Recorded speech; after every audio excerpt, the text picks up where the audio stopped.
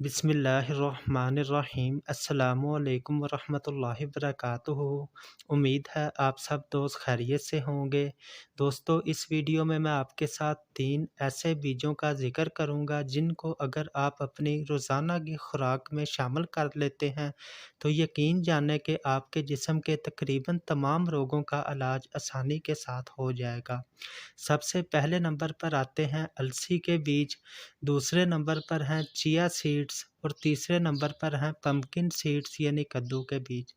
दोस्तों, इन तीनों बीजों की अगर आप अफादियत गिनने लगें तो आप शुमार नहीं कर सकते। सर से लेकर पाँव तक तकरीबन सभी रोगों का इलाज, बीमारियों का इलाज इन बीजों के इस्तेमाल से किया जा सकता है।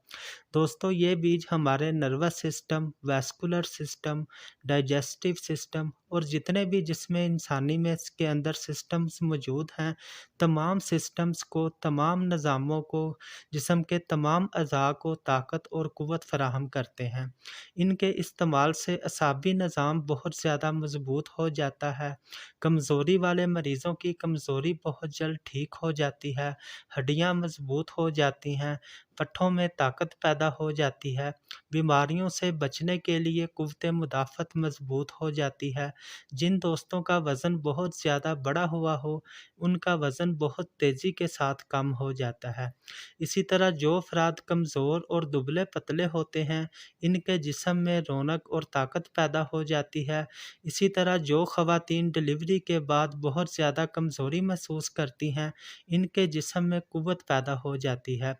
दोस्तों, इन बीजों का इस्तेमाल का तरीका ये है कि आपने इन तीनों बीजों को पानी में भिगोकर इस तरह भी इस्तेमाल कर सकते हैं, पानी में भिगोकर इनको चबाकर खा लें। दूध में भिगोकर भी आप इनको इस्तेमाल कर सकते हैं और इसी तरह मुख्तलिफ़ रेसिपीज़ में किसी और चीज़ में भी आप इनको मिक्स करके इस्तेमाल कर सकते हैं। दोस्तों, उम्मीद है हमारी वीडियोज़ आपके लिए फ़ायदेमंद साबित होंगी। मज़ीद इस तरह के इन्फॉर्मेटिव वीडियोज़ देखने के लिए हमारे चैनल को सब्सक्राइब करें, हमारी वीडियो को लाइक और शेयर कर दिया करें। Thank you. अल्लाह हाफ़िज़।